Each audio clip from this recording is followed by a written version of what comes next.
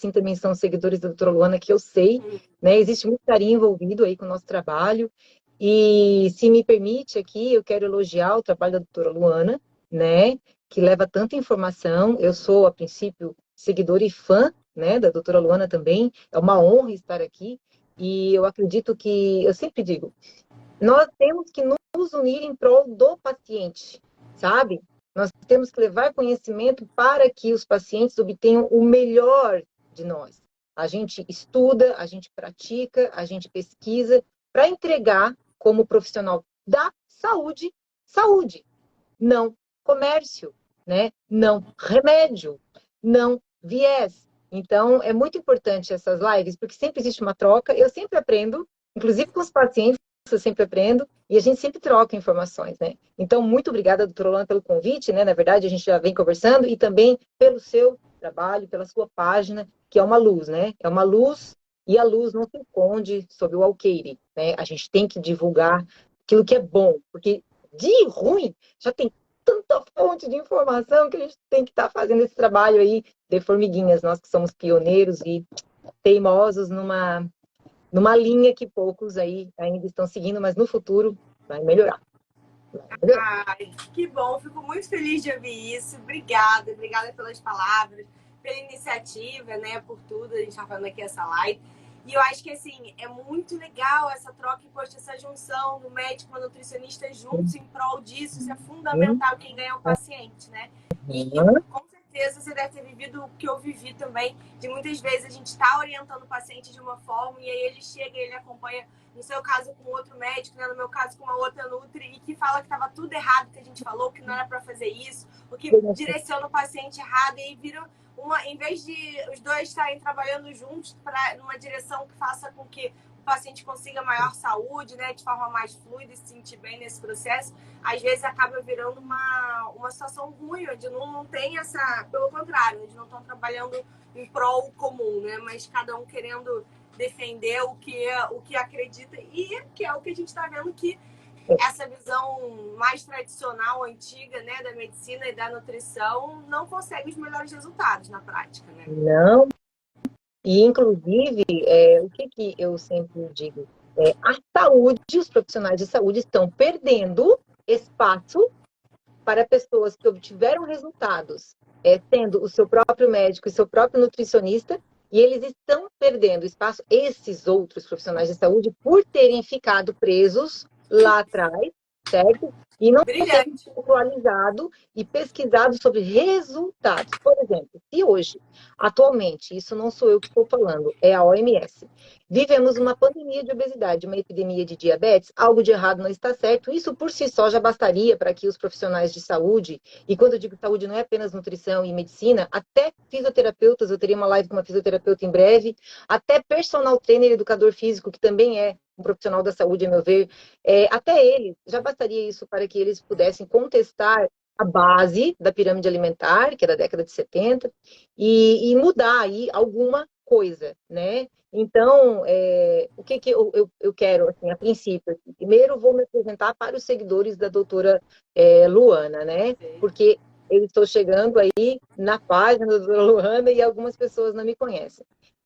Eu hoje sou nutricionista da área carnívora, né? Da estratégia carnívora, mas eu Parabéns por isso, inclusive, o pioneirismo é lutar contra, né, toda uma pressão.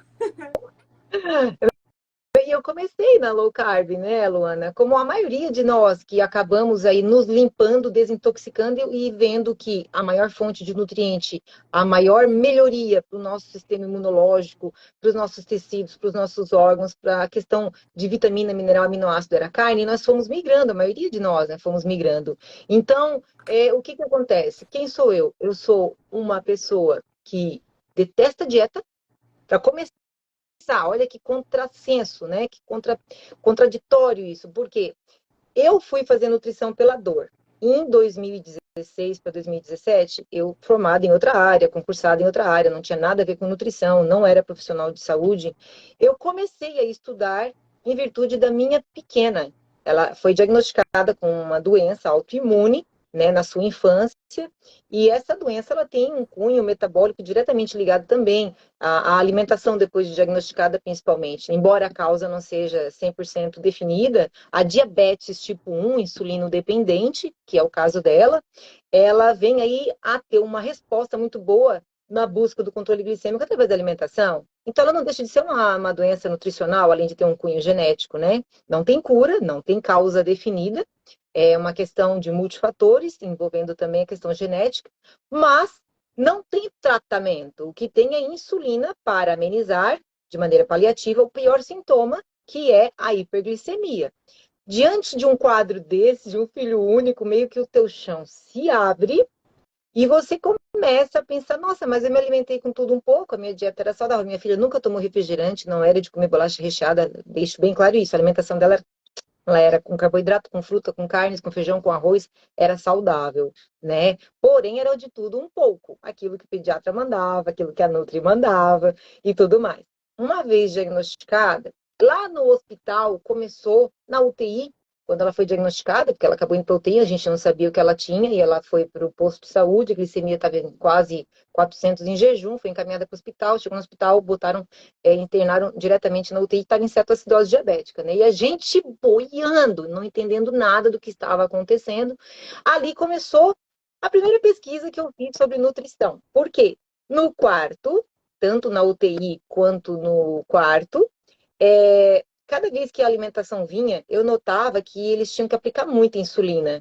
E se ela estava encaminhando para uma glicemia controlada, quando vinha a alimentação do quarto, vinha com bolachinha industrializada, diet, vinha com arroz integral, vinha com papinha de aveia, e aí vinha um pouquinho de carne, e vinha salada, vinha feijão, e eu comecei a pesquisar ali no Google, no Doutor Google, o que leva à glicemia? A primeira coisa que eu fiz. Aí eu comecei a ver que era exatamente a maior parte dos alimentos que eles entregavam. E eu não conseguia sair do hospital porque a glicemia dela não estabilizava. Então, ali consta no documento de internação, assim, os pais da paciente estão contestando a dieta hospitalar. Já constou lá a primeira revolta, rebeldia minha como mãe. E aí, ali nasceu. Muito E eu chocante isso, comecei. né? A dieta hospitalar precisa ser revista. A dieta hospitalar precisa ser revista para diabético. É absurdo, porque assim, você vai ver dieta hospitalar, na verdade a gente acha que deveria ser um local onde você deveria ter, né, toda uma preocupação de saúde, não é, pelo contrário, tem muitos industrializados, como você falou, eles não têm uma preocupação com esse índice glicêmico, com controlar essa questão do açúcar, pelo contrário, eles seguem aquela pirâmide tradicional onde 60% do valor nutricional vem dos carboidratos, né? E isso é o que você falou. Aí o que vai acontecer? Vai fazer um pico de glicemia, vai fazer um pico do açúcar ali e vai ter que dar insulina cada vez mais. E é engraçado quando a gente para pensar, assim, inclusive quando a gente trata, né, os pacientes que precisam de insulina, seja tipo 1 ou tipo 2, o que a gente começa a ver? Que o paciente tratado com insulina, ele começa a normalizar o açúcar, porque realmente a insulina vai ter esse efeito de abaixar o açúcar. Claro. Isso é o mais importante, que é a prioridade do corpo, porque o açúcar alto ele é muito danoso, como a gente sabe, né? Levando a diálise, cegueira, perda de visão, etc. Mas os pacientes começam a engordar. E aí, o que eu começava a ver quando eu estava, às vezes, em consultório, etc. A gente viu o quê? Que a pessoa que está ali com insulina alta, ela muitas vezes percebe que está engordando, ela começa a não querer aplicar a quantidade de insulina suficiente para ela conseguir se manter magra. Exatamente. Então, eu queria aproveitar essa deixa que você deu quando você falou da insulina lá do hospital da sua filha. Por quê? Por que isso acontece? Porque a insulina é um hormônio anabolizante, gente. Então, na verdade, ele faz o quê? Ele faz toda a parte do seu corpo, basicamente, crescer, anabolismo. É o oposto quando a gente vê ali, né? Todavia, a MPK, que é o que o jejum faz, que é o oposto, que é saudável, da longevidade. E aí, ele levando todo esse anabolismo de crescimento, leva até algumas discussões muito grandes que a gente tem hoje na vida, aqui na medicina, que é tudo super recente. Teve um artigo muito legal que saiu até, que está sendo premiado, que ele falou hiperinsulinemia, causa ou consequência. O que é a discussão desse artigo? Ele, na verdade, leva a crer que a gente não tem que só objetivar valores de glicemia e de hemoglobina glicada como alvo, mas que a gente também tem que objetivar valores de insulina. Claro. Por que valores de insulina? Uhum. Exatamente. Porque mesmo que você esteja com a hemoglobina glicada no alvo, com a glicose no alvo, se você tem a insulina alta, isso vai gerar danos para o seu corpo. E aí, no paciente diabético, o que a gente faz? Não, pode comer de tudo um pouco, mas toma mais insulina. Só ajusta a insulina. E aí vai, lota de carboidrato dentro do hospital e toma insulina. Não tem lógica. É exatamente isso. E uma outra questão que as pessoas não entendem de diabetes, e tem muito nutricionista tratando o diabético sem entender, e eu entendo muito porque eu vivo, eu sei que é complicado o diabetes, eu sei que ela é uma doença complicada, tem que entender muito sobre ela para poder estar ajudando o paciente diabético. A questão é que as pessoas não acreditam, mas paciente diabético tipo 1 pode se tornar um paciente diabético concomitantemente tipo 2. Por quê? Porque ele vai criar resistência à insulina que ele aplica. Isso porque ele vai aplicando doses industriais cada vez maiores, na ideia errônea de que ele pode comer carboidrato, que a insulina significa liberdade para comer na Carbolândia, e com o tempo, além dos outros problemas que vêm com a resistência à insulina, ele passa a precisar de metformina, além da insulina. Então, a longo prazo, até para o diabético tipo 1, a insulina sintética, ou mesmo que seja bioidêntica aplicada, ela também vem a necessitar depois de um hipoglicemiante oral. Olha o absurdo, tudo porque a pessoa acaba comendo carboidrato desmedidamente, fora a montanha-russa que forma uma dieta, né, rica em carboidrato para uma pessoa que tem, obviamente, muito claramente, e eu sempre digo que a gente está sempre falando óbvio, a pessoa tem problema de metabolizar carboidrato, carboidrato é açúcar, a pessoa diabética não metaboliza açúcar. Então, eu passei por todo tipo de situação, né? Eu passei por médicos que deram a entender que eu estava errada, afinal de contas, eu era formada e pós-graduada em Direito e não em área da saúde. Eu passei por situações em que eu tive que traficar dentro do hospital para poder sair do hospital. Abacate, porque eu pesquisei por conta e vi que ele tinha mais potássio do que a banana que estavam dando para ela. Então, ela estava com 0,5 de potássio, sabe, Luana? Durante o período da internação. Isso é muito pouco, né? Isso é baixíssimo. 0,5 de potássio. Ela estava com 9, 10 anos em cetoacidose diabética. Ela estava com um problema seríssimo de baixo potássio no hospital. Inclusive, lá ela foi tratada, ficou, acho que não sei se foi 7 ou 9 dias, eu não me recordo. Eu não ia conseguir sair daquele hospital, Luana, se eu não alterasse por conta a dieta dela. Então, eu passei a trazer abacate, eu passei a retirar os carboidratos do prato, colocar ovos, colocar carne, né? Tem gente que trafica droga, eu traficava carne, eu traficava ovo, eu traficava abacate, né? Cada um com sua criminalidade. E com isso, eu consegui fazer com que a glicemia dela estabilizasse e eles permitissem que eu viesse para casa. Uma vez em casa, eu marquei todas as consultas, então eu fui, fiz tudo o que me mandaram, tudo, porque eu não tinha autoridade no assunto, eu era apenas uma mãe que pesquisava.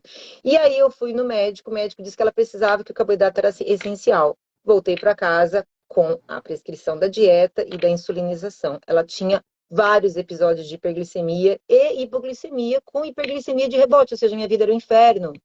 E aí eu comecei a pesquisar, bom, vamos lá, essencial, nutrientes essenciais. Eu dei um Google, novamente, e descobri que não existe carboidrato essencial. Existiam aminoácidos essenciais. Perfeito, exatamente. O que aconteceu? Eu voltei no médico e ele dizia que o carboidrato era necessário para o crescimento. Aí eu voltei para casa com toda aquela explicação e pesquisei. O que atrapalha o crescimento? Hiperglicemia. Ela atrapalha o hormônio do crescimento. E eu pensei, se o carboidrato causa hiperglicemia atrapalha o crescimento, o carboidrato está atrapalhando o crescimento dela. E não a carne, não o abacate, não os ovos. Eu vou tirar o bendito do arroz e vou ver o que acontece. E aí eu comecei a ver em casa, com o aparelho de glicosímetro de monitoramento contínuo da glicose, que aparece em tempo real o impacto de cada alimento, 24 horas por dia. Ela usa há anos do livro, né? Eu media a glicemia no sangue, porque eu não confio totalmente, sempre gosto de, né? Até porque tem uma diferença válida ali entre o líquido intersticial do sangue e o capilar, mas eu sempre media para confirmar e calibrar. Eu uso o miau-miau também. E eu fui descobrindo que eu estava certa. E todos os 4 nutricionistas e 3 médicos pelos quais eu passei estavam errados. E eu comecei a ser a própria médica e nutricionista dela. Encontrei uma médica que veio a apoiar, porque ela também pratica low carb na época, e aí eu mudei. A glicemia média estimada, a glicada, que eles consideravam adequada, que seria um bom controle 7, né? Eu não acho, porque ainda há risco considerável de doenças, de complicações para o diabético. Nesse 7, eu gosto do 6 ou menos, É tá? aquela velha discussão que a gente tem sempre, né, sobre os valores da média populacional e os valores ótimos. É importante até a gente trazer, porque não sei se está todo mundo familiarizado com isso que a gente está falando. Né? Na prática, acontece? Quando você faz um exame de sangue, muitas vezes você vê ali o VR, valor de referência, geralmente no cantinho direito de cada exame, você vai ter ali um range, né, uma variação. Na maior parte das vezes, aquilo ali é feito através de uma avaliação epidemiológica da população, ver qual é a média, tira os extremos só, o máximo, geralmente 2% para um lado para o outro, tal, e aquilo é feito e aí coloca ali como valor da normalidade. Só que não é, na verdade, é que a gente tem que objetivar valores ótimos e não os valores da população como um todo, até porque a gente sabe que a população não está saudável, né? A gente tem Estados Unidos aí com 50% com obesidade, MC acima de 30. Então, assim, a gente tem que objetivar o que é o ótimo para o nosso corpo poder ter um funcionamento ótimo. Então, esse é um ponto importante da gente trazer aqui. Um outro ponto que a Júlia comentou também que é super relevante é que, assim, gente, não sei se vocês já ouviram falar, sabe qual é o nome da resistência insulínica? É intolerância à glicose. Ela falou justamente isso. A gente tem um quadro de intolerância à glicose. E aí, o que a gente faz? A gente dá carboidratos que são ricos em glicose. Então, aqui tem alguns pontos que são importantes a gente trazer. Né? Por exemplo, as pessoas falam, diabetes, quem tem diabetes não pode comer açúcar. Vamos lá, não é só isso. Na verdade, assim, o açúcar em si, sim, ele vai aumentar a glicose de uma forma rápida e tal, tem um alto índice glicêmico. O que é o índice glicêmico? Essa capacidade, né, do açúcar fazer esse pico de glicose no seu sangue, que vai gerar um pico de insulina também. Mas, qual é a questão? É que não é só o açúcar que pode gerar esse pico. Na verdade, o carboidrato, né, o amido, ele também vai se transformar em glicose, em açúcar, e ele também vai fazer essa alteração muito rápido. É diferente quando a gente está falando de proteínas e gorduras. Então, a gente tem 3 macronutrientes, proteínas, gorduras e os carboidratos. Os carboidratos, eles vão virar açúcar de forma rápida, fazendo um pico, assim como você comeu o açúcar. Então, muitas vezes a pessoa pensa assim, é só porque eu tenho diabetes, eu não posso comer açúcar. Não, você tem que segurar o carboidrato, que é a mesma coisa. Até, inclusive, açúcar as pessoas acabam comendo menor quantidade, né? Você não ganha uma grande quantidade de um chocolate, você vai comer ali o tablete, tirando pessoas com compulsão.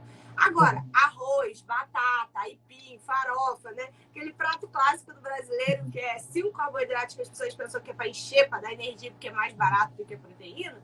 Aí você vai gerar uma carga glicêmica, que é a quantidade total de carboidratos, muito grande. E aí isso vai gerar esse pico, que é justamente o que a gente está falando. E aí, como é que é essa evolução? O que é essa intolerância à glicose? É o quê? Primeiro você começa ali, a pessoa, ela não começa de cara com diabetes. Ela vai começar de uma forma evolutiva. Até que vai ter momentos que a gente vai taxar de doença. Então, a pessoa começa a ficar ali com insulina alta. A resistência insulínica, é importante dizer, gente, nosso corpo é sábio. É sábio. Então, assim, a resistência insulina, na verdade, é um mecanismo de defesa para nos proteger de morrer por hipoglicemia, que é a glicose baixa. Porque hipoglicemia é um evento que pode causar a morte. É um evento com risco de vida. Então, tudo que envolver risco de vida, o nosso corpo vai dar uma proteção máxima para impedir aquilo. O que for um risco mais crônico, ele vai vivendo, porque aquilo ali não está levando a um risco de morte imediata. O que é importante dizer isso? Porque o pessoal fala mal da resistência insulínica, né? Mas, na verdade, a resistência insulínica é uma forma de adaptação a pessoas que estão com hiperinsulinemia, ou seja, com insulina alta. É uma sabedoria do nosso corpo. O problema... A célula se fecha. Exatamente, isso é uma sabedoria, um mecanismo de proteção, de sobrevivência. E aí, o que acontece? A gente está ali, a pessoa está ali aumentando a insulina, aí ela desenvolve uma resistência insulínica. Aí o corpo, para conseguir aquele efeito da insulina, vai tendo que aumentar a insulina cada vez mais. Vai aumentando, vai gerando resistência insulínica. Aí a pessoa vai, às vezes, no médico e fala, ela está ali com aspectos de um pré-diabetes. O que isso significa, né? A gente chama o pré-diabetes de resistência insulínica, de tolerância à glicose. Na verdade, é porque aquela resistência à insulina já chegou a um nível tão significativo que já tem parâmetros compatíveis com o pré-diabetes. Que se nada for feito, aquilo vai evoluir para um diabetes. Né? Então, assim, é importante às vezes explicar isso, porque até pela questão gramatical. Intolerância à glicose vai evoluir para diabetes. Aí a pessoa pega para o diabético e fala, não pode comer gordura. Aí dá um prato de arroz, feijão, aipim e farofa. É impressionante. No hospital, que é um local né? Da onde a pessoa quer sair com mais saúde, quer sair logo, quer melhorar do quadro que a fez estar ali, e é ali mesmo que eles já passam uma quantidade exacerbada de carboidrato, que não existe carboidrato essencial, e que às vezes impede a pessoa de melhorar logo e ir para casa, né? E eu vivi isso, sabe, Luana? E foi muito interessante, porque eu demorei, sabe? Eu demorei para criar coragem e assumir a responsabilidade de maneira autodidata sobre a alimentação dela. Só que eu fui bem orientada, eu fiz cursos livres, e quando eu resolvi bater de frente, tá? Veja bem, tinha médicos que queriam chamar o conselho tutelar para mim. Tu consegue imaginar uma situação dessa? Queriam chamar o conselho tutelar para esta mãe. Então, eu resolvi fazer a faculdade de nutrição para poder ter autoridade no assunto e poder, já fora da caixa, porque eu não precisei sair da caixa, eu já estava fora da caixa quando eu fui estudar nutrição.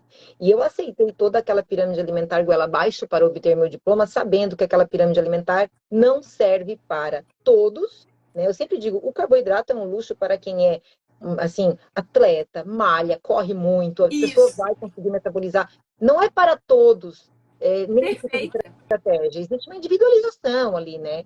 Quem é fanático, quem é lunático, que tem problema de seita religiosa, de dieta alimentar, que eu sempre digo, tem gente que confunde dieta alimentar com seita religiosa, ou pior, com movimento político, né? A gente tem que respeitar o organismo de maneira individual. Nós não somos uma equação matemática, todos iguaizinhos, 2 mais 2 igual a 4, então a gente tem que individualizar. No caso, hoje, atualmente, a maior parte dos pacientes que eu atendo são extremamente beneficiados com as seguintes estratégias: cetogênica, very low carb e estratégia carnívora, cetocarnívora, carnívora flexível. Porque as pessoas estão cansadas, saturadas de sofrer. Vocês acham que uma pessoa com sobrepeso e obesidade ela não sofre? Vamos parar de romantizar a doença, elas sofrem, tá? Vocês acham que uma pessoa com diabetes não sofre? Vocês acham que ele não quer comer um doce? Graças a Deus que temos a low carb, que a pessoa pode fazer uma receita e manter a sua glicemia estável. Então, a gente tem que ter individualização da estratégia para cada pessoa dentro do seu paladar, capacidade, situação financeira e situação autoimune que ela está enfrentando, o sofrimento da sua vida, né? E atualmente eu estou muito feliz porque eu consigo ajudar outras pessoas, eu trato todos como se fossem a minha filha, eu sinto a dor dos pacientes quando eles chegam para mim, atendo atletas também, atendo pessoas que querem ganhar massa, e eu consigo obter resultados incríveis, sabe? Então, o que que eu vejo? No mercado, hoje vamos falar de mercado, né? As pessoas estão crescendo dentro da estratégia carnívora em resultados, logo, o carnivorismo, que é um movimento, e a estratégia carnívora, ela está crescendo também. Vou parafrasear a Fer Anders, do Cetogênica Portugal, que é uma pessoa que eu admiro muito, e ela é da área da comunicação, marketing e tudo mais, ela não é da área da saúde, mas eu respeito ela como se fosse, porque esses dias ela falou a seguinte frase: no futuro será ridicularizado qualquer profissional da saúde que falar mal da carne. Parafraseando a Fer Anders, que é uma pessoa que eu admiro bastante também, eu digo que a nutricionista que continuar chamando de terrorismo nutricional a retirada de alimentos altamente inflamatórios e processados da dieta, ela vai ser ridicularizada e ela vai cair, assim, enfim, vai cair no esquecimento em breve, esse tipo de dieta. Sabe por quê? Porque algo de errado não está certo. Temos mais de 60% da população obesa e com sobrepeso. Eu estou falando de obesidade, tá? No Brasil, temos mais de 50% das pessoas com obesidade, com sobrepeso. Isso é muito sério, porque obesidade é doença. Com ela vem esteatose hepática, que é a gordura no fígado, com ela vem a diabetes, com ela vem a hipertensão arterial sistêmica, que é a pressão alta, muita gente com pressão alta, e a questão da síndrome metabólica, né, que vem ali a questão da desregulação do colesterol LDL, HDL, circunferência abdominal aumentada, esteatose hepática, todos aqueles problemas da síndrome de resistência à insulina, né, síndrome X, nada mais é que a síndrome metabólica, nada mais é do que a intolerância à glicose.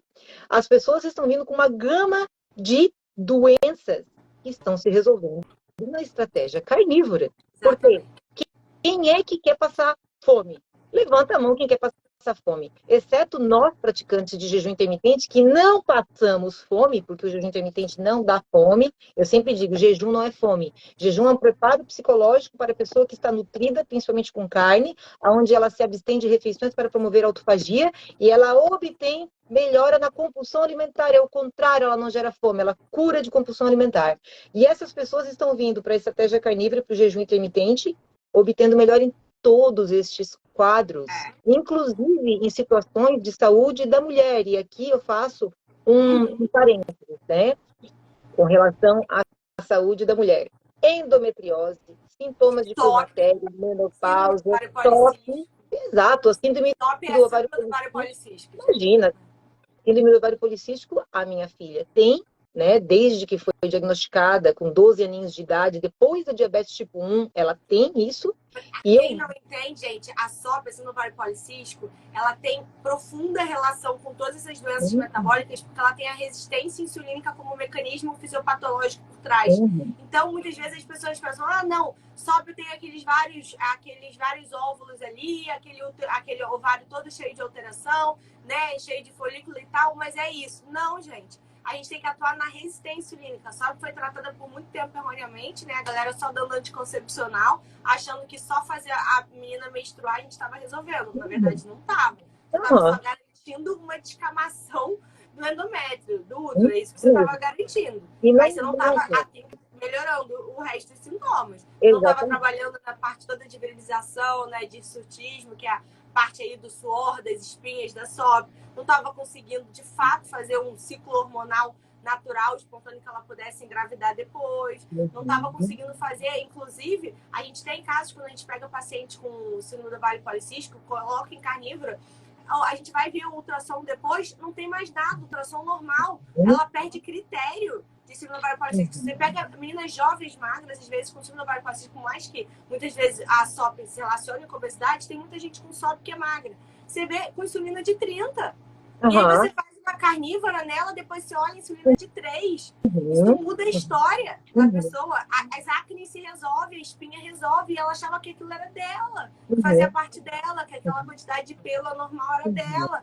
E não é. Então, assim, é preciso muito a gente trazer clareza, né? Porque muitas vezes as pessoas relacionam, gordura no fígado. Gordura no fígado já tem muita coisa errada. As pessoas acham que gordura no fígado dá gordura no fígado comer gordura. Na verdade, não. O que dá gordura no fígado é você comer muito açúcar, né? Principalmente aí a frutose dos industrializados. Carboidrato, né? Que acaba sendo mais danoso.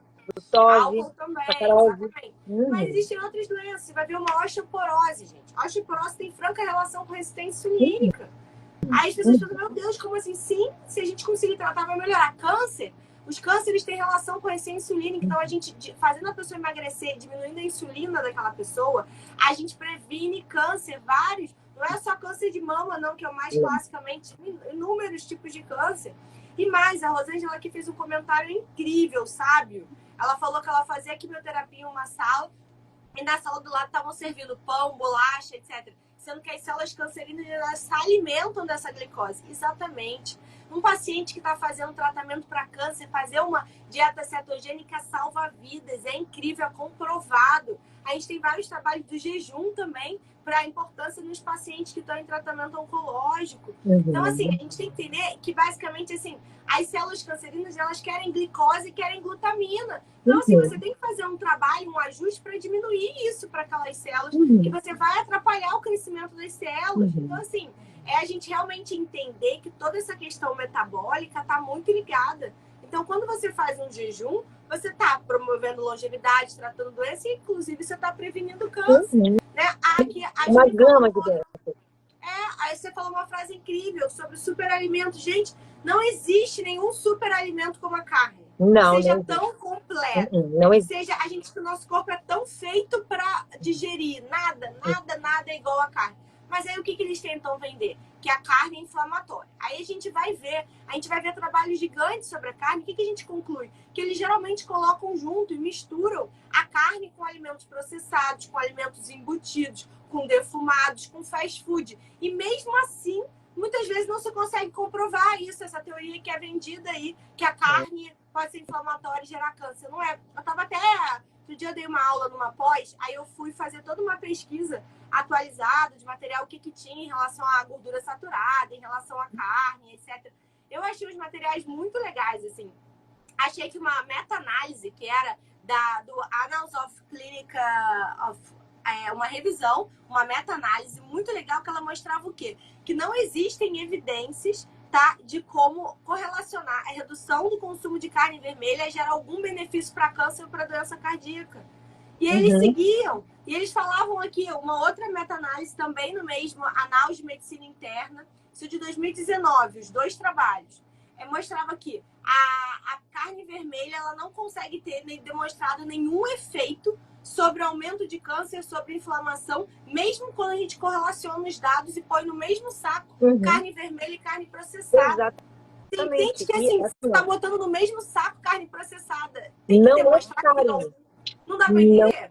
Carne. Carne processada não é carne, produto alimentício não é alimento. Eu sempre digo, esses estudos que principalmente os veganos gostam de levantar, dizendo que a carne aumenta o fator tumoral, eles são estudos furados, enviesados, com viés de confirmação, que ignoraram as variáveis extremamente importantes e significativas nesses estudos. Por quê?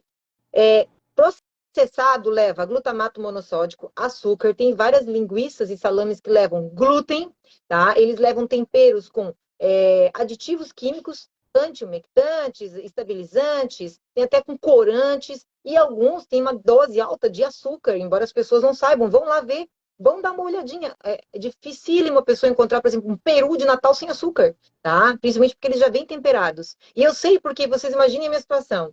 Eu não coloco açúcar na mesa da minha filha, então tudo que eu vou comprar eu olho o rótulo, e eu fico indignadíssima de ver, por exemplo, peru de Natal com açúcar, né? Me mostrem um que não tem açúcar, porque até hoje eu não encontrei. A linguiça, o salsichão de churrasco é a mesma coisa. Então, assim, não podemos estabelecer uma definição sobre carne envolvendo aquilo que não é carne. Carne, vai no açougue, compra carne na embalagem. O que está escrito ali? Ingredientes: carne e água, no máximo. Carne, nem sal.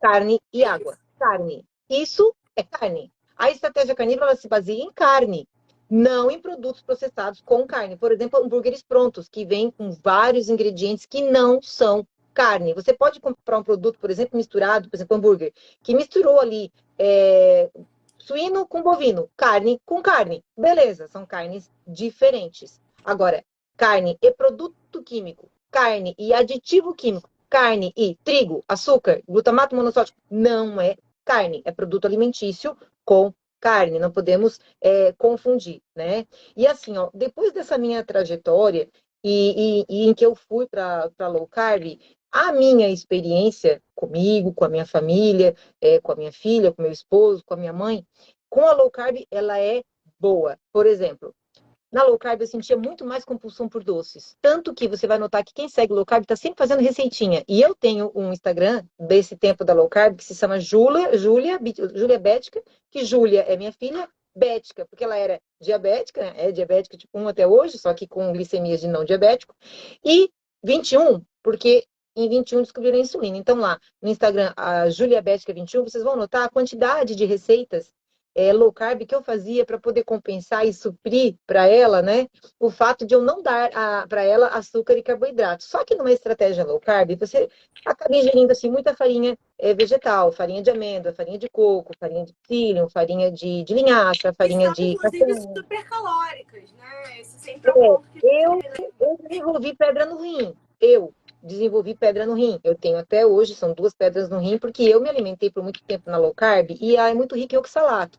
Eu colocava vegetais no prato dela, colocava alimentos low carb com bastante farinha, e essa era a base, né? A carne vinha numa quantidade boa, mas não era uma estratégia high protein, era uma estratégia low carb, ou seja, baixo carb. Se concentrava no baixo carb e não na alta carne vermelha.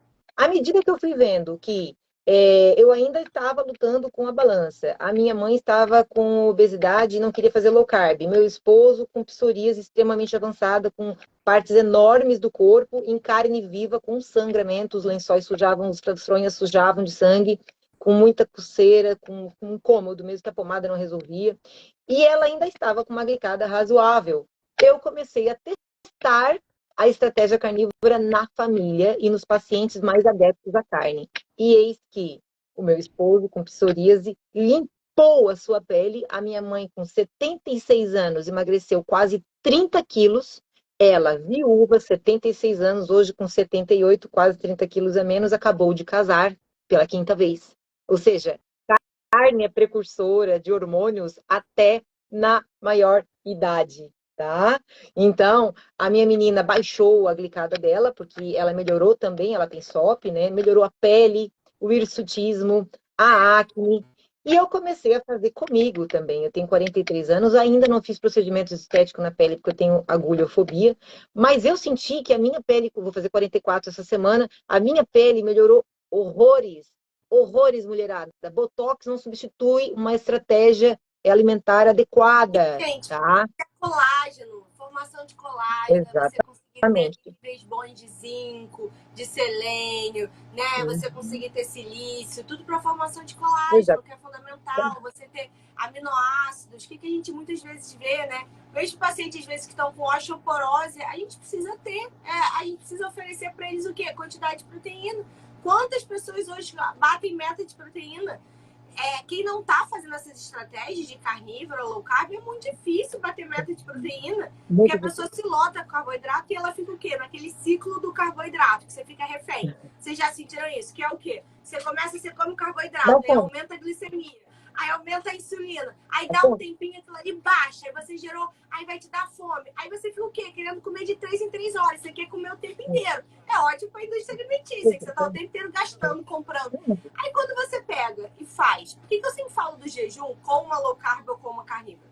Porque são estratégias que vão ser ricas em proteína e gordura. E é a proteína e gordura que dá essa saciedade de longo prazo. É a proteína e a gordura que vai te deixar tranquilo. É por isso que a gente fala que vai contra a compulsão, que vai contra esse desespero de querer comer o tempo inteiro. Quando você chega aquela pessoa falando assim, vai no consultório e fala assim, eu pareço a capivara nervosa, tenho fome o tempo inteiro. Fala assim, então vamos fazer o seguinte, vamos fazer aí um períodozinho, uns 3 meses, 2 meses de carnívora. Depois a gente vai ver, a gente vai ficar na carnívora, vai voltar para low carb. Mas a gente precisa dar um Ctrl-Alt-Del metabólico, dar um reset aí, abaixar essa insulina para destravar esse emagrecimento, para te tirar dessa compulsão. Que é exatamente isso, gente. Insulina, pensa só, é um interruptor, é um hormônio que diz pro corpo, é hora de acumular gordura. É isso que a insulina faz. Quando você tá num jejum, quando você tá numa estratégia carnívora, low carb, você dá muito mais oportunidade pro seu corpo liberar o glucagon, que é o contrário. É o hormônio que diz pro seu corpo que tá na hora de queimar a gordura. Então, assim, isso é muito importante de entender. Porque você vai conseguir fazer com que o seu paciente consiga emagrecer de forma natural, sem ser sofrido. Ele não fica pensando em comida o tempo inteiro. Não, porque a proteína e a gordura dão essa tranquilidade, essa saciedade de longo prazo, entendeu? E você consegue ficar bem.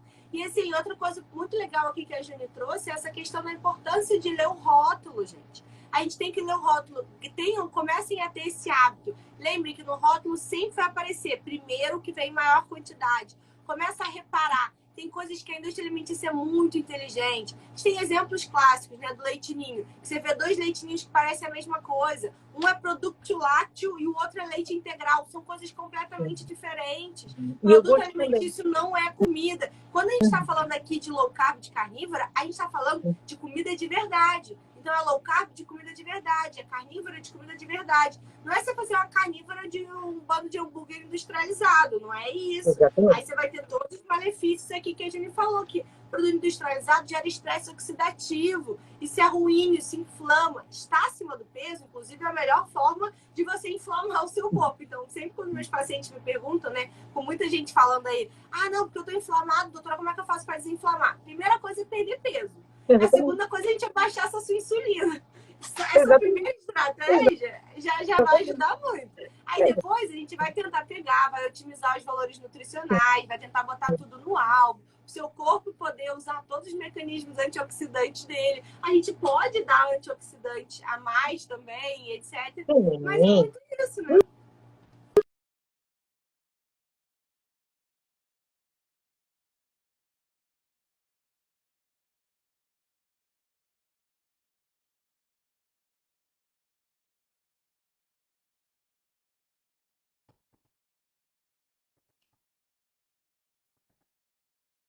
Eu tô, direitinho.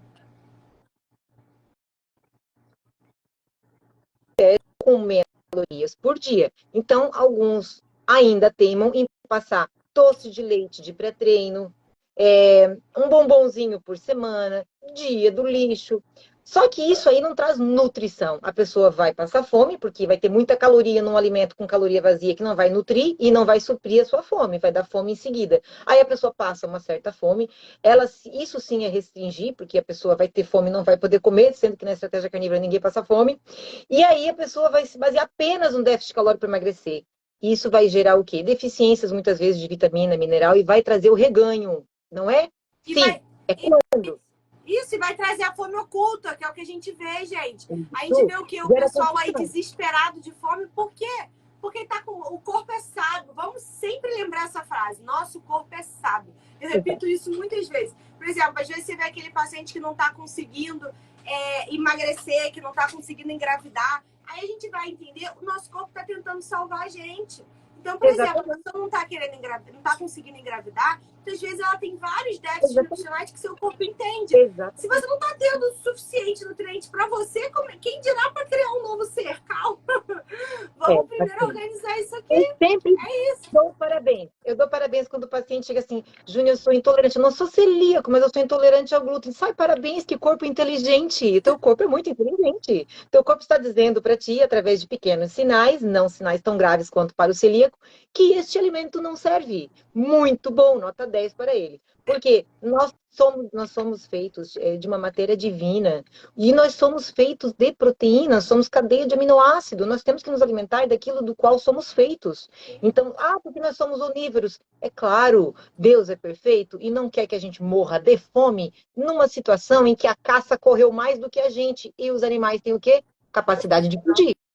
Então, nós não podemos morrer por falta de proteína, né? E aí, o que acontece?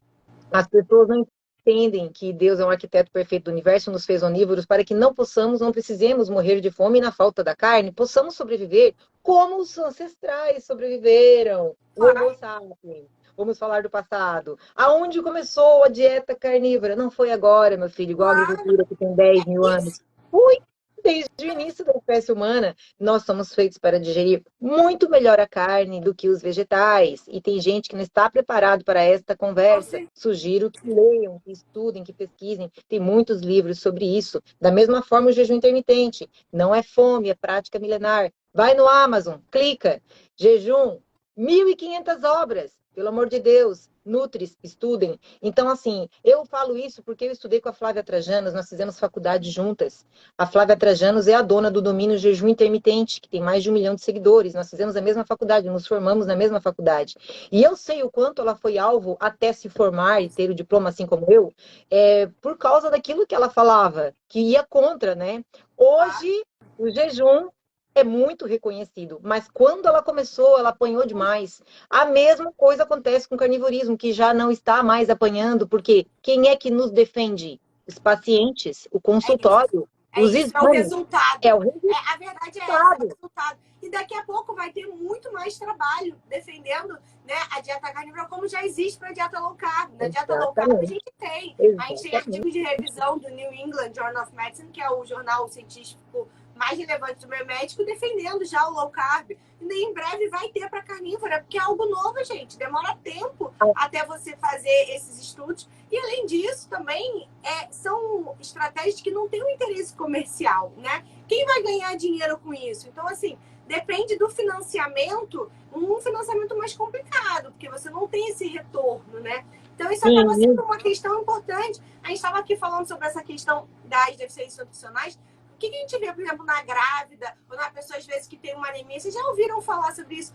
Tinha até aquele desenho, né, do Cascão, da Turma da Mônica, que mostrava querendo comer terra, chupar gelo, umas coisas estranhas, né? Que a gente chama... Isso é o quê, gente? É a pessoa que está com deficiência, está com uma anemia, está com déficit de ferro, os desejos da grávida. Aí a gente vai lá, organiza toda a parte nutricional, isso passa. Muitas das vezes a pessoa está comendo desenfreadamente, igual o pessoal brinca aí, como lá, capivara raivosa, porque ela está com uma deficiência nutricional. A gente vê muitas vezes o pessoal, o veganismo, né? O que acontece, gente? O nosso corpo não foi feito para ser vegano, isso é inquestionável, isso não é uma questão de opinião, isso é um fato. E aí a pessoa que ela é vegana vai precisar de várias suplementações para tentar disfarçar ali o que ela não consegue ter.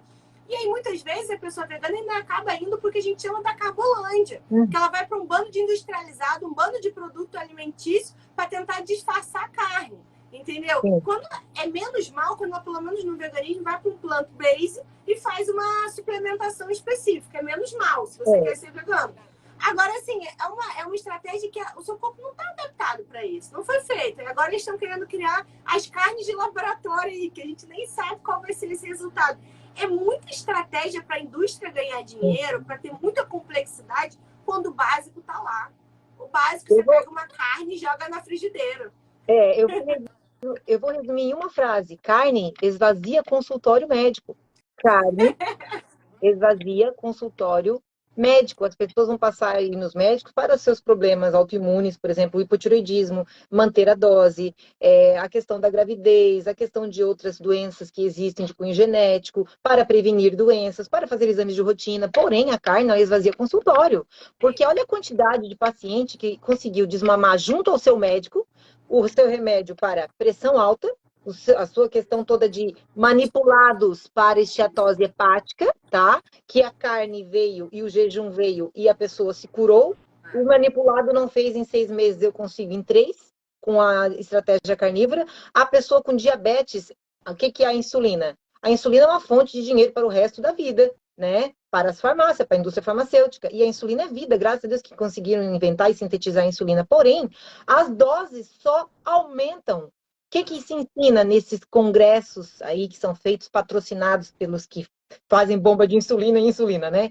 Se ensina que a pessoa pode comer o que quiser, que não comer o que quiser é terrorismo nutricional. E a pessoa acaba tomando doses industriais de insulina, doses muito altas, que se forem calcular é mais do que deveria estar sendo tomado para o seu peso, certo? Porque a alimentação não está de acordo com o seu peso, sua necessidade diária está muito maior.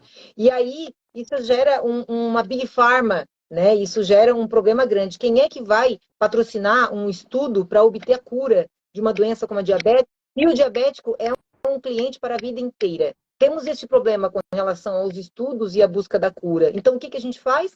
A gente faz uma estratégia em que você precisa menos de remédio, certo? E você tem uma qualidade de vida que o carboidrato não dá.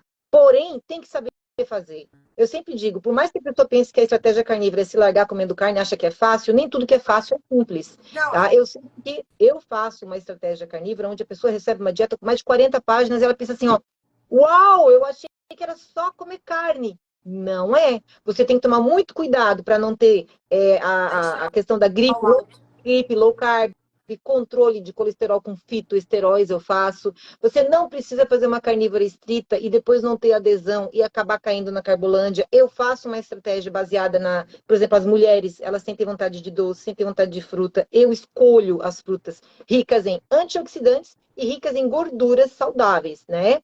E aí o que acontece? A pessoa não fica na estrita e obtém o mesmo resultado que ela buscava numa estratégia carnívora flexível. Isso é expertise de consultório, isso é porque eu trabalho com isso todos os dias e porque eu vivo a carnívora. Então eu consigo ver o que sabota. Eu estou agora com um grupo aí de desafio, Luana, de 21 dias, vai acabar no dia 24, né? Porque esse povo no dia 24 não quer saber de mim, eles querem comer na noite de Natal, né? Então vai até o dia 24. E é incrível, eu estou no desafio como participante e em 4 dias emagreci 1 quilo. Tem uma paciente que em 4 dias emagreceu, em uma semana emagreceu 5 quilos. 5. É claro que a gente sabe que cada um, né, tem uma massa gorda. Quanto maior a sua massa, mais você emagrece, porque você tem muito a queimar, mas todo tem benefícios. E eu faço enquetes ali no grupo. Então, eu perguntei, né, dos benefícios da carnívora. Melhora do sono, melhora da libido, melhora do inchaço abdominal, que é a distensão abdominal, né? Melhora dos gases, melhora da disposição, melhora de dores articulares, cefaleia ou dores musculares.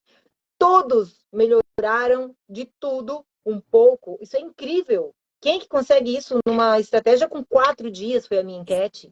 Quem? Qual estratégia que daria isso? Quero aproveitar, inclusive, mandar um beijo para minha paciente Estela, que está aqui, que faz carnívora. Uma querida. E é exatamente o que você está falando, Júnior. Assim, a gente vê o quê? Que o nosso corpo está adaptado para lidar com escassez de comida. O nosso corpo não está adaptado para lidar com essa overdose de comida que a gente tem no mundo moderno. Então, assim, a gente precisa, na verdade, criar situações para dar esses intervalos para o nosso corpo.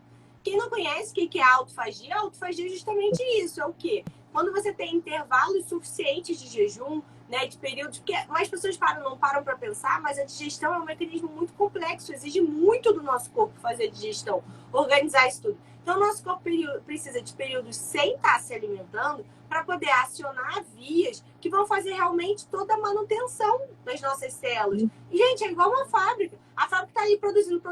Como é que você vai fazer a manutenção de todo o equipamento? Tem que parar a produção em algum momento e aí vai olhar, ver se está funcionando, se está saindo aqui um produto meio torto, de um tamanho meio diferente. É mais ou menos o que acontece com o nosso corpo quando a gente está em jejum. Mas você tem que estar um tempinho em jejum para você conseguir fazer autofagia e ter todos os benefícios da autofagia.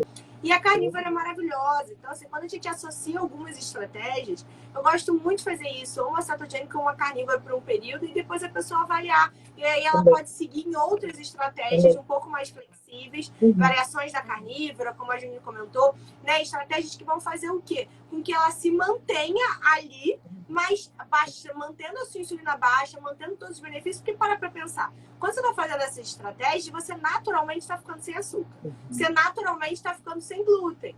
Então, assim, você naturalmente está ficando sem produtos industrializados. Então, assim, coisas que são danosas e que inflamam o nosso corpo vão naturalmente ser excluídas sem você falar, não pode comer isso. Não, porque você vai estar comendo coisas gostosas. E aí a gente tem que, muitas vezes, quando a gente está falando sobre carnívora, etc., a gente tem que explicar sobre a gordura.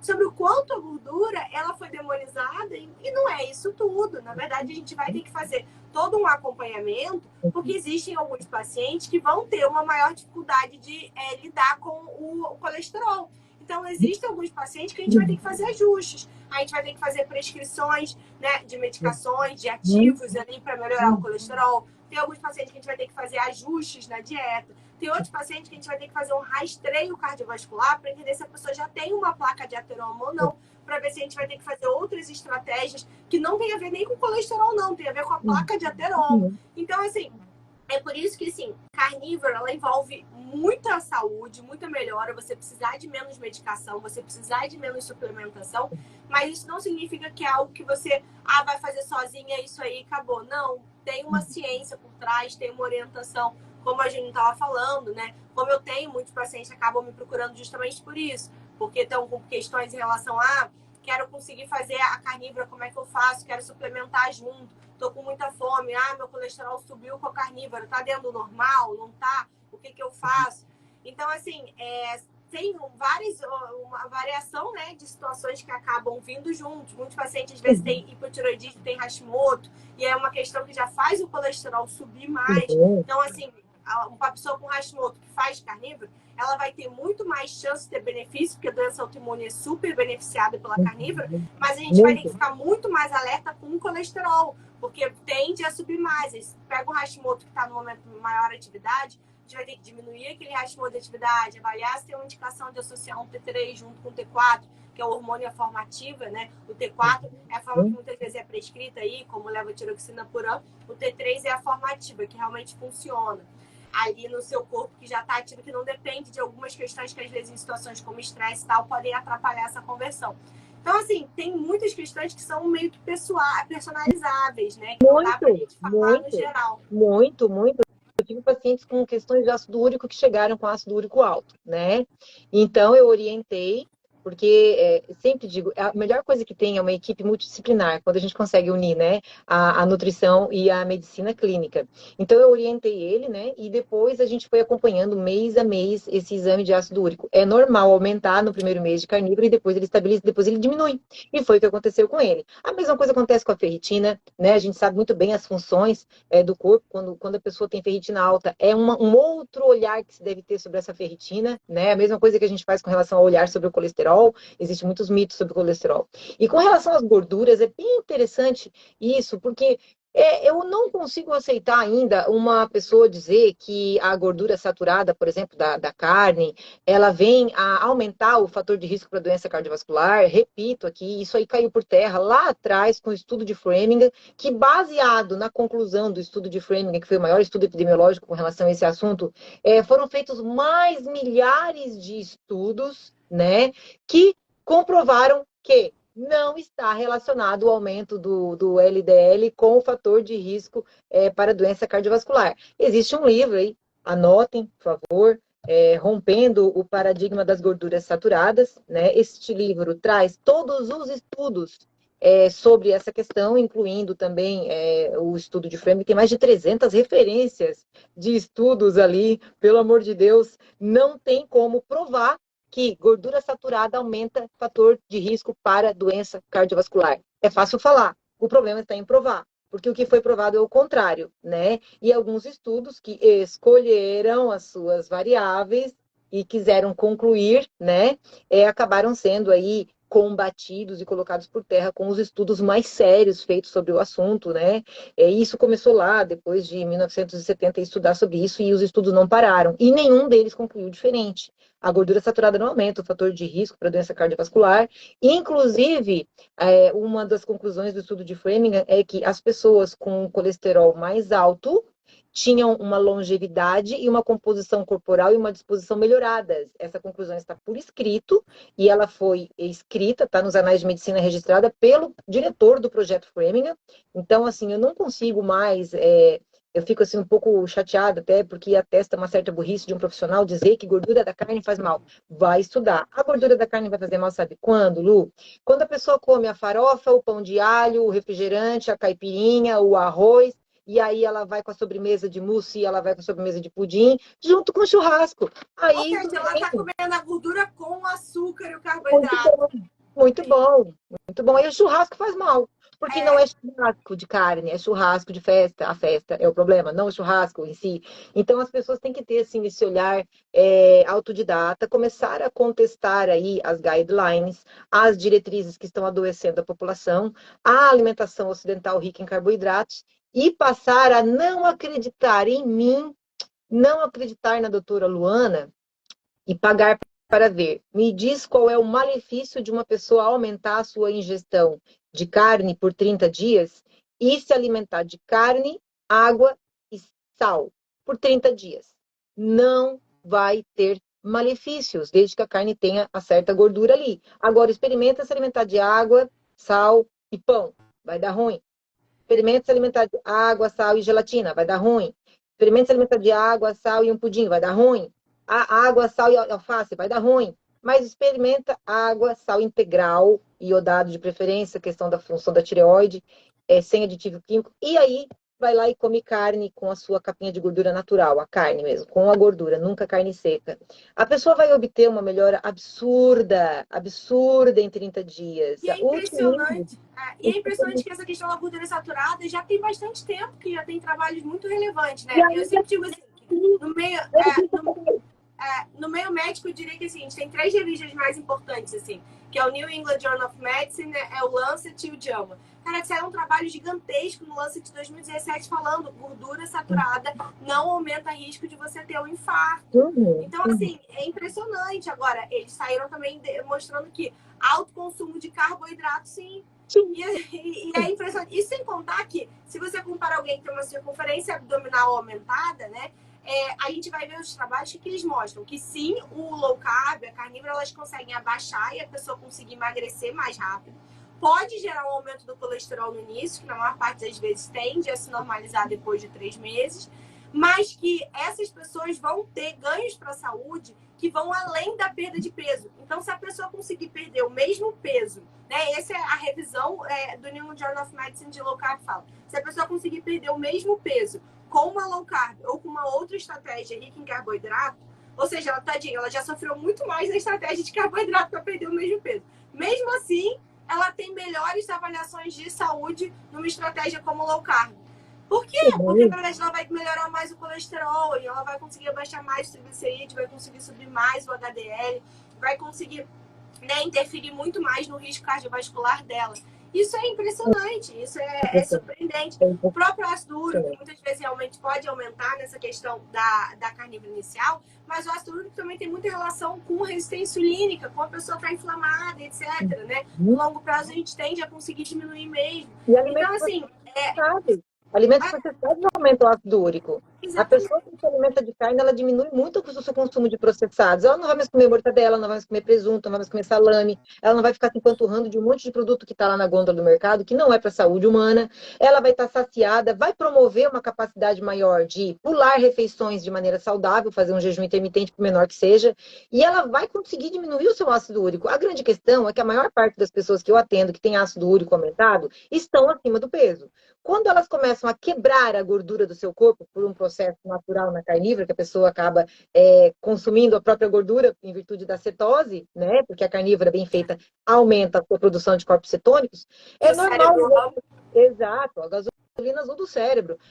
É normal a pessoa liberar na sua corrente sanguínea o ácido úrico que estava lá naquela célula adiposa que foi diluída, aquela gordura que se desmanchou. A pessoa perdeu 15 quilos. Aquele ácido úrico que aumentou já estava lá, que era resultado daquela dieta doentia que a pessoa fazia, com carboidrato, frutose, sacarose, um monte de produto processado, um monte de açúcar, um monte de álcool.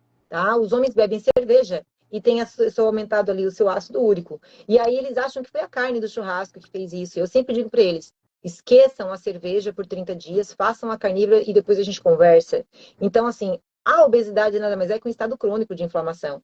A maioria das dores de cabeça, dores articulares, dores musculares, cólica, endometriose, tá? Vários problemas que as pessoas têm, inclusive quando treinam, a recuperação na lesão muscular é outra quando se faz a estratégia carnívora, porque ela é regeneradora, ela é construtora de tecido, ela aumenta a elasticidade, melhora o aspecto da pele, melhora a questão muscular, o músculo é muito mais forte. Olhem lá o Alessandro Medeiros, carnívoro há tantos anos, e ele fez 515 quilômetros no Ultraman em jejum metabólico, porque ele é carnívoro. Se ele fosse Carbolândia, ele tinha passado mal no primeiro dia de prova, porque ninguém aguenta. Tanto que os que comem carboidrato, nos comentários ali do Alessandro Medeiros, que é ultra atleta, vencedor na sua categoria de 50 mais, mundial, campeão mundial de Ultraman, é carnívoro, as pessoas estavam ali comentando, praticamente rogando praga, dizendo que ele ia passar mal, que ele ia desmaiar, que ele não ia completar a prova. Ele não só completou a prova, como completou a prova muito bem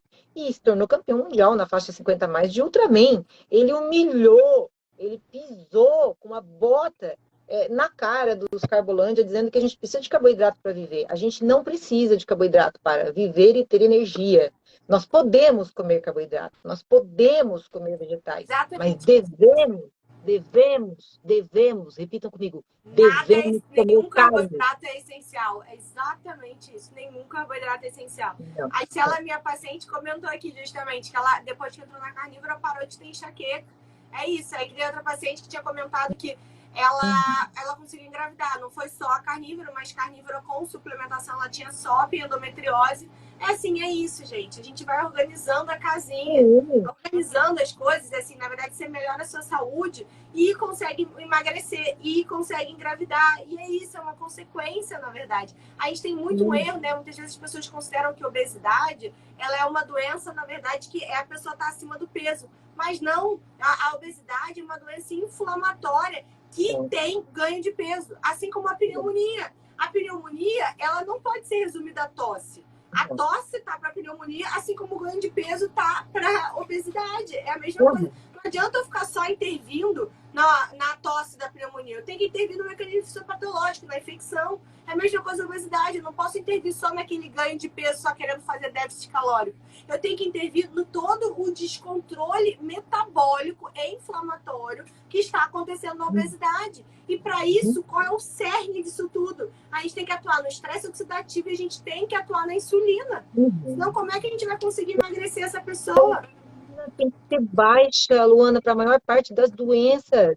Para elas entrarem em remissão, a insulina tem que ser baixa, a alimentação tem que ter densidade nutricional, a glicemia tem que estar baixa, a hemoglobina glicosilada, que é o HB1C, que é a média dos últimos 90 dias, pessoal, de glicemia de uma pessoa, tá? Ela tem que estar baixa, a curva glicêmica tem que estar diminuindo de maneira gradativa para a pessoa estar melhorando, seja de qual for. Só que isso aí também não adianta numa dieta simplesmente hipoglicemiante, à base de farinhazinha disso, saladinha daquilo. Tem que ser uma dieta que seja hipoglicemiante, como é o caso da carne, que ela é zero carboidratos, mas com vitamina, mineral e aminoácido para que o corpo se alimente e consiga se armar contra o inimigo. Porque todo tipo de situação autoimune, você tem que enfrentar, e para enfrentar você tem que ter armas. Se você não tiver uma alimentação adequada, o remédio não vai fazer milagre por você. Não tem ninguém que substitua você mesmo, o seu prato. Você vai estar nutrindo o seu corpo, se alimentando, dando a arma para o seu corpo combater, seja lá o que for. Eu tenho aqui a Larissa Marjorie, com Y, Larissa Marjorie, acabou de dar o depoimento dela por escrito aqui, dizendo que ela se curou da SOP, que é a síndrome do ovário policístico, que tem a ver com resistência à insulina e também a questão hormonal, com a carnívora. Tenho aqui a Rosângela é minha seguidora, ela colocou células dela em remissão, ela também colocou aqui que ela bate 800 gramas de carne gorda todos os dias, e eu sei que ela é personal trainer, então é isso que dá energia para ela é carnívora estrita, né? Aqui a Larissa também está dizendo que consegue fazer jejum. Outra paciente disse que se curou da compulsão alimentar com a carnívora, é o que eu digo, ela cura a compulsão alimentar. Dietas com déficit calórico de tudo um pouco geram compulsão alimentar, porque elas não estão te nutrindo o suficiente como a carnívora faz.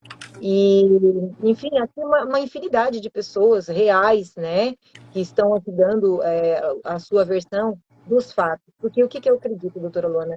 E quanto a fato, não existe teoria que se sustente por muito tempo quando a teoria não é verdade. A gente já teve teorias de que cigarro fazia bem, que cigarro era terapêutico, que a Coca-Cola não era nociva, que ela era inofensiva. Inclusive, crianças faziam propaganda tomando, emborcando garrafas de Coca-Cola. A gente já teve várias teorias, por exemplo, de que aquele remédio para gestantes, que era para enjoo, médicos atestaram de que ele não fazia mal. E essas crianças vieram vieram a nascer sem braço, sem nariz, sem perna. Então, a gente teve teorias a vida inteira.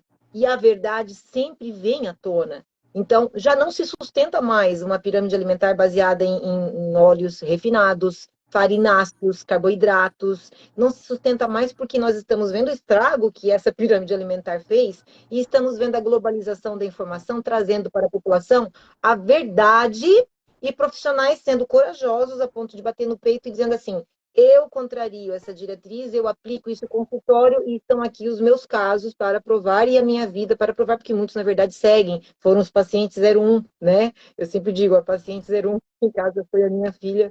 Então, assim, isso acredito que seja a medicina do futuro, como a Fer Anders falou outro dia, que não vai se sustentar quem fala mal desse superalimento. A carne, gente, ela não é somente proteína. Tá? Quem pensa que a carne é só proteína, pelo amor de Deus, tá? Não é só proteína. Ela tem uma quantidade compatível com a necessidade diária humana, a quantidade de vitaminas, minerais e aminoácidos que nós precisamos para todas as funções do nosso corpo. É por isso que uma gama de doenças melhora quando a pessoa se alimenta muito mais de carne do que de outros alimentos. Então, a pessoa vai estar ingerindo os aminoácidos. E quais são eles? Principalmente os essenciais. O que são os aminoácidos essenciais, que a doutora sabe melhor que eu? Basicamente, gente, em termos leigos aí, é aquilo que tu não pode produzir sozinho. Tu não consegue produzir sozinho. Se tu não colocar ele da boca para dentro, tu vai te ferrar, porque tu não tem como sintetizar sozinho. Tu tem que obter ele através da dieta. E esses aminoácidos essenciais é que fazem o segredo da saúde. Por isso que eu sempre digo sobre os riscos do veganismo, e eu tenho muitos pacientes veganos, porque não é uma questão de se, é uma questão de quando. A menos que esse vegano seja muito rico e tenha condições de fazer terapia injetável e suplementação importada muito boa, que não seja suplementação como a gente está vendo hoje em dia, muita suplementação falsa sendo vendida placebo, e a pessoa tenha dinheiro suficiente para estar suplementando com injetáveis e cápsulas aquilo que ela está deixando de ingerir por uma ideologia que eu até admiro, acho maravilhoso, porém a carne não prejudica o planeta. O que prejudica o planeta é uma gama de fatores, inclusive a indústria, que libera toda essa poluição aí no nosso rio, no nosso ar, e também esse monte de plantação de larga escala que mata toda a fauna local para plantar por inundação, por exemplo, o arroz, né? Então, não é isso que salva o planeta, pelo contrário, está acabando com o nosso lençol freático, esse monte de agrotóxico para produzir um monte de grão e semente, em vez de comer carne, né? Então, desde que a criação seja sustentável e o animal seja bem tratado, eu acredito que a parte do veganismo não se sustenta na base da ideologia, porque o agro não é o culpado de nada, e nós podemos com um único animal sustentar várias pessoas por muito tempo, enquanto que se a gente tem que consumir um monte de planta, grão, semente, a gente vai ter que consumir muito mais E isso vai gerar um impacto ambiental. Então, tem mais essa questão que eu acho que é benéfico para o planeta, sim, a gente ingerir carne, ao contrário do que muitos dizem. A minha ideologia é o contrário da vegana, né? E também a gente tem que respeitar, por exemplo, já foi provado de que não são os gases do boi que está ali comendo a grama que cresce, aí ela é comida de novo, a grama cresce, ela é comida de novo, a grama cresce, e ele está ali naquele cantinho vivendo a vida dele. Não são os gases daquele animalzinho que estão estragando aí a nossa atmosfera e causando o efeito estufa. Chega a ser ridículo essa teoria, né? Então ela já também caiu por terra, porque a gente sabe que a maior população, a maior poluição que nós temos, ela advém aí do que é lançado pela indústria, tanto no ar, quanto na água, quanto na terra, né? Então, acredito que assim como as pessoas não estão se adaptando, os que estão praticando não estão se adaptando, estão adoecendo, e temos vários famosos que deixaram de ser veganos, declararam isso e disseram que estavam ficando doentes, deixaram o veganismo por questões de saúde. Sim. Aí eu posso citar aí a Miley Cyrus, se não me engano, foi ela que teve que comer carne para poder completar a turnê, porque ela estava se sentindo muito mal. Nós temos aqui no Brasil algumas influencers veganas que deixaram de ser veganas com milhares de seguidores, com milhões de seguidores. E elas foram atacadas pelo próprio movimento que elas ajudaram a manter por um certo tempo. E elas disseram que a distensão abdominal, os gases, o desconforto, a dor de cabeça estavam em níveis tão ruins que elas foram aconselhadas a voltar a consumir carne. Temos também pessoas famosas que, na hora de engravidar, abandonaram o veganismo porque consideraram perigoso para a gravidez o veganismo. Fora os casos inúmeros de veganos, pais veganos fanáticos, cujo filho morreu porque eles tentaram praticar o veganismo na criança que nasceu, e esses casos são bem conhecidos, né? Viraram aí processos judiciais, alguns estão presos, porque o veganismo ele cresceu como uma vertente um pouco lunática aí por um tempo. Acredito que agora está mudando, e inclusive a indústria vegana de alimentos, ela está tentando fazer as pessoas consumirem menos carne, doutora Luana. Só que não está conseguindo fazer a pessoa trocar uma carne pura por um hambúrguer, né? Do futuro. Não estão conseguindo, porque não é o mesmo sabor, e agora estão tentando aí fazer um lobby para aumentar o preço da carne, né? E, em contrapartida, está havendo um lobby para proibir o nome carne em produtos veganos, porque carne é carne, claro, né? E exatamente. não pode induzir o ser humano, uma pessoa leiga, vai pegar a embalagem, vai achar que a carne vai levar para casa e é soja, transgênico, transferígena, né? É um produto super industrializado que precisa passar por vários tipos de produções, né, com vários aditivos químicos. Não, é exatamente isso. Assim, acho que quando você traz essa discussão sobre o veganismo, é claro que todos nós entendemos que a causa do veganismo é nobre. Não acho que ninguém aqui não pensa isso. Porque todos nós gostaríamos que fosse possível comer carne sem ter que haver uma morte de um animal. Acho que qualquer pessoa com o mínimo de empatia, ela pensa isso. Não é que muitas vezes a gente acaba se enganando, né? Tentando não pensar que aquela carne é um animal. Mas eu acho que assim, o nosso trabalho tá em fazer com que a vida daquele animal seja uma boa vida. Que ele tenha uma vida plena, livre na natureza, comendo pasto, não comendo ração. Que ele tenha uma vida com respeito, sem botar um bando de antibiótico, onde não se pense só na produção, onde não se pense só apenas em baratear, né? Mas se pense que ele possa ter uma vida boa e que ele também possa ter uma morte boa. Eu falo, inclusive, isso muito com meu marido. Meu marido é gaúcho, né? Então, do Rio Grande do Sul, no local onde realmente tem toda essa tradição muito forte da carne. E o que eu falo muito para ele é que assim, a gente tinha que conseguir, de alguma forma, ter tipo um selo de que o animal teve uma vida boa, tipo, uma vida sem sofrimento, não estava ali preso, comeu pasto, uma vida livre, né? Só recebendo ali antibiótico só quando necessário, não vivendo de ração, mas vivendo de pasto. E que ele teve uma morte indolor, uma morte respeitosa. E que isso seria muito mais honrar aquela carne, honrar o nosso planeta, honrar o mundo espiritual, do que necessariamente a gente se privar de algo que é fundamental para o nosso corpo, como a ingesta da carne. Eu acho que seria algo que, assim, o Brasil, como um grande produtor de carne, se essa live, né, esse nosso movimento aqui chegar até pessoas que estão dentro desse meio de toda essa questão do gado, seria muito interessante, porque eu acho que é muito esse o caminho, né? De você ter algum tipo de respeito, de uma produção respeitosa. Isso é o caminho, não privar o nosso corpo de algo que biologicamente ele precisa. Exatamente. A gente não tem como privar isso. Isso, infelizmente, não é um caminho. Exatamente. E aí, só para finalizar, gente, que a gente ia fazer 1 hora de live, a gente vai fechar 1h30 aqui já, porque é muito assunto para falar, o assunto rendeu muito. mas eu queria dar também uns retornos para algumas pessoas que falaram. A Luma falou que também curou da enxaqueca com a carnívora, que tinha dores crônicas. A Rose falou que tem Hashimoto, artrose e adenomiose. Ela perguntou se a carnívora seria interessante para ela. A adenomiose, para quem não sabe, né, é como se fosse a endometriose, mas ali dentro do útero. Então, assim, isso é importante. É uma patologia que também gera muitos benefícios.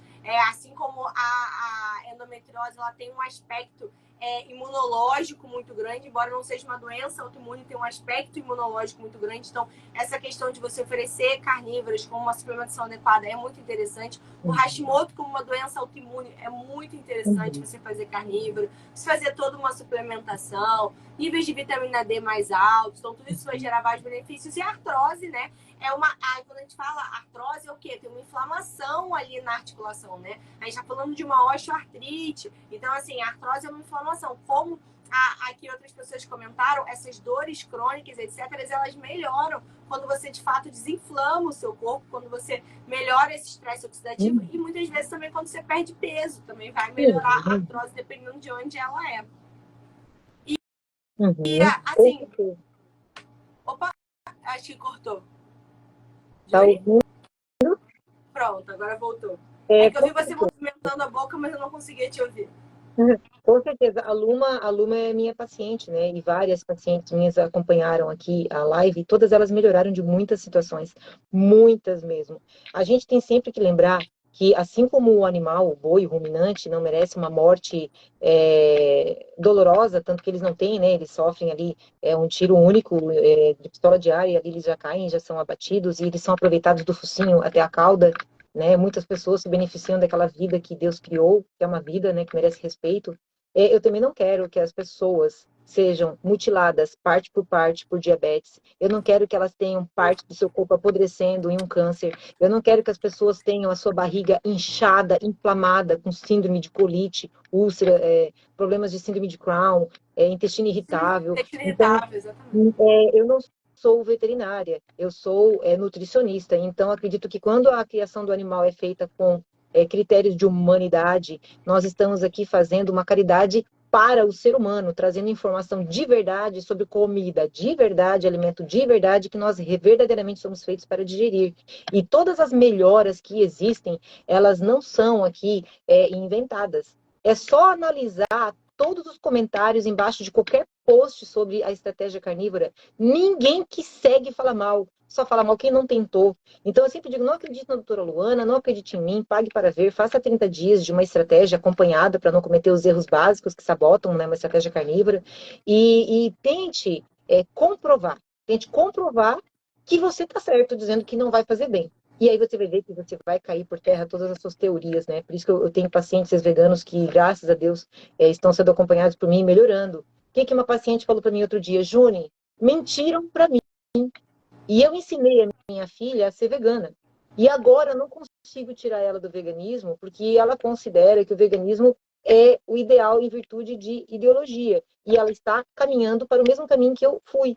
Então, ela está passando trabalho. Não só para reverter o que ela acabou causando nela mesma, mas também com a filha. Então, a gente tem que ter muito cuidado, muita responsabilidade naquilo que a gente coloca no nosso prato, porque a gente influencia quem está ao nosso redor. Então, hoje aqui nós estamos influenciando de maneira benéfica com a nossa experiência como profissionais de saúde, e nas nossas casas a gente tem que viver essa realidade, né? Influenciar os nossos também para obterem o melhor do que existe na nutrição. E de todos os alimentos que existem naquela pirâmide alimentar, o mais denso nutricionalmente é a carne. Então, não tenham medo da carne e da gordura, né? Sigam profissionais sérios. E é isso, né, Luana? Eu agradeço aí, já passamos aí do tempo. Quem tiver perguntas, eu vou deixar uma caixinha de perguntas lá no Instagram Nutricionista Carnívora, né? Convido a doutora Luana a repetir essa live em outra oportunidade, de repente com um tema específico, né, não tão abrangente, onde a gente possa, né, fazer uma caixinha de perguntas, perguntar para o pessoal se eles querem que a gente aborde cardiopatia, esteatose, se eles querem que a gente aborde anemia, lactantes, muito importante cuidar das nossas gravidinhas, que a gente estará cuidando do bebê, né? E também com relação ao hormônio, doutora Luana, muitas pacientes minhas hoje pediram que a gente abordasse a questão do hormônio. A carne é precursora de hormônios, então qualquer situação que envolve hormônio, a diabetes, por exemplo, insulina, é um hormônio, gente, né?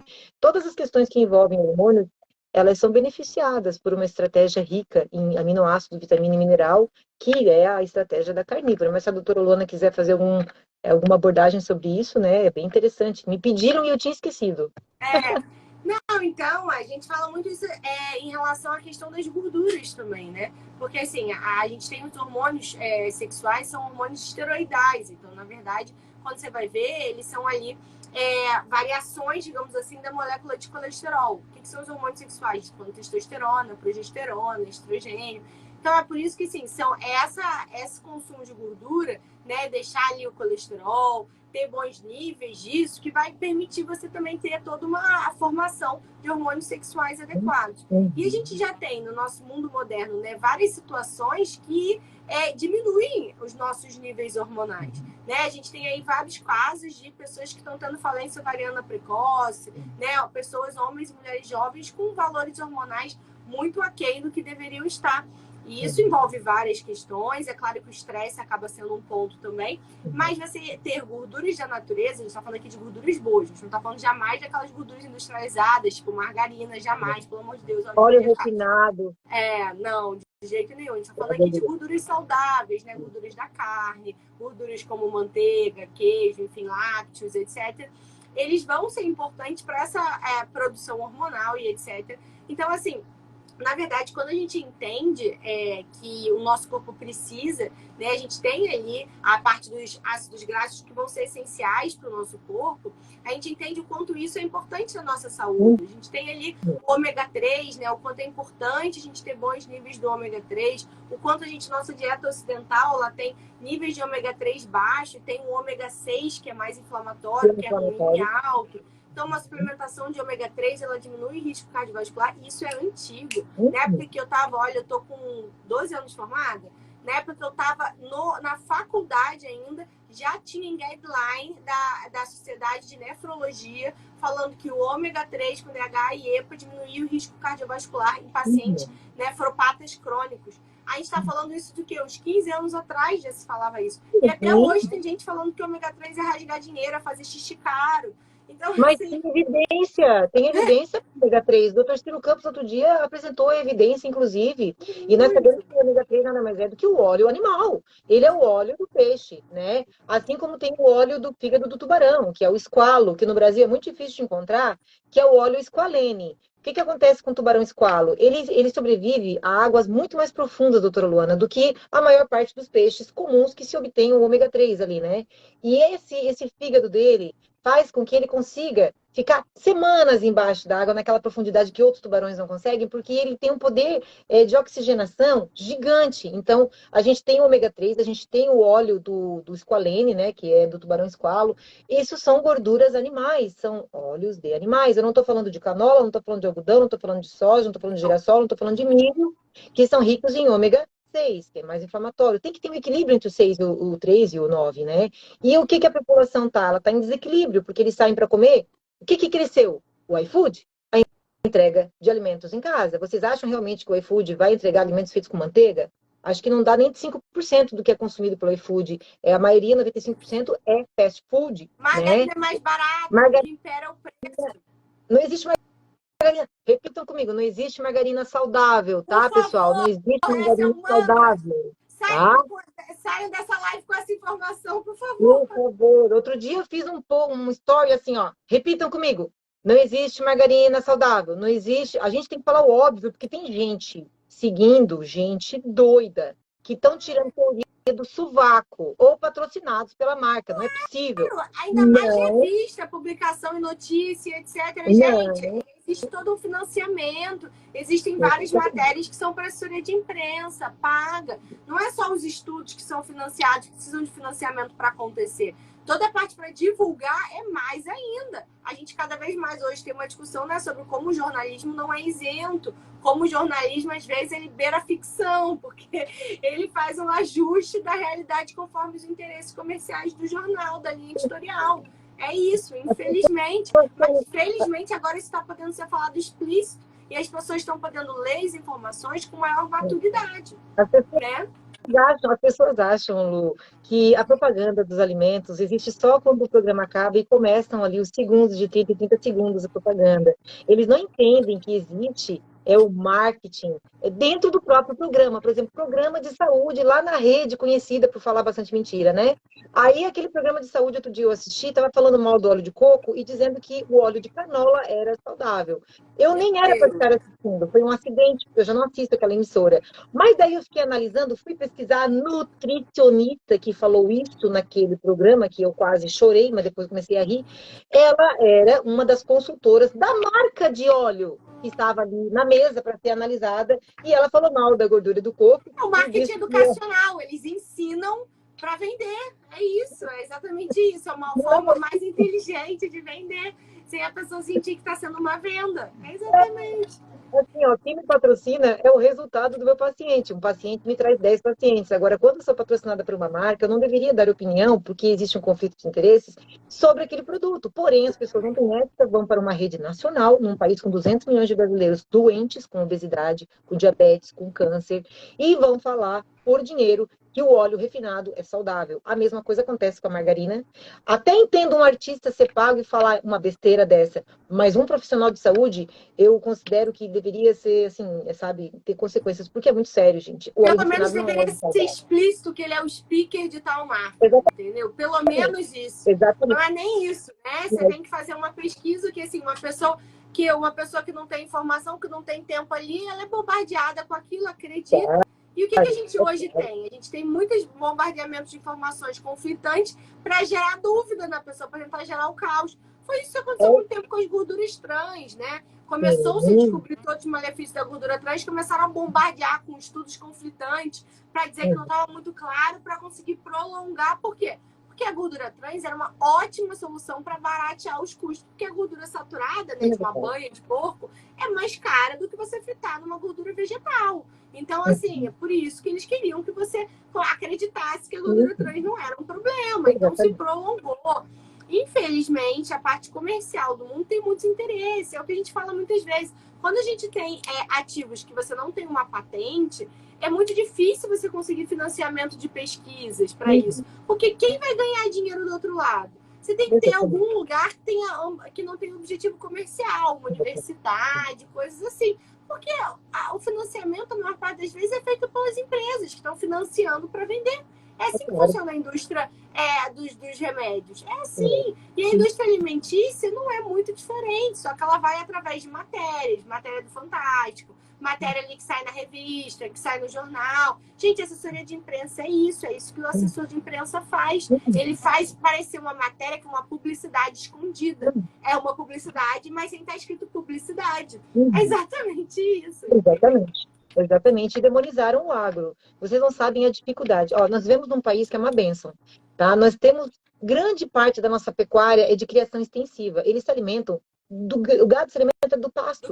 Eles são criados soltos a maior parte. Eu tenho pacientes, doutora Luana, e a doutora Luana também deve ter, de outros países. Eu atendo atualmente Estados Unidos, Itália, Portugal, Inglaterra, Filipinas, né? Então, assim, não é em todo o país que os meus pacientes conseguem ter acesso a carnes de gado criado de forma extensiva.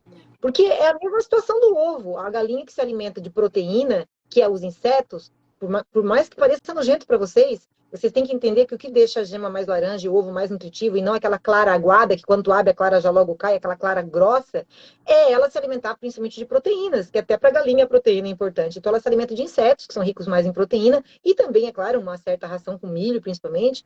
E aí o ovo é um pouco mais saudável, a galinha é criada solta, o gado mais ainda. Isso interfere diretamente na nutrição daquela carne, né? A carne é muito mais saudável quando ela é criada de forma extensiva. E nós vivemos num país abençoado. Nós temos acesso a carne de qualidade e o gado não sofre. Ele é criado muito bem valorizado, muito bem cuidado, veterinário, tem uma fiscalização, enfim. E ele come grama. Esse é o gado melhor que existe, mesmo que haja uma certa ração de vez em quando e coloque sal ali no pasto, que eles também precisam de sal, mas ainda é um gado mais saudável. Eu tenho uma paciente das Filipinas que ela disse que é a coisa mais difícil de encontrar carne vermelha lá, principalmente de gado extensivo. Eu viajei para as Filipinas, eu entendo exatamente. A gente saiu, ficou na Ásia, ali foi para as Filipinas, depois a gente foi para a Austrália. Quando a gente chegou na Austrália, que basicamente toda a carne é da Austrália e da Ásia, né? Inclusive do McDonald's, etc. A gente, meu Deus, era tipo assim, uma bênção, carne, pelo amor de Deus.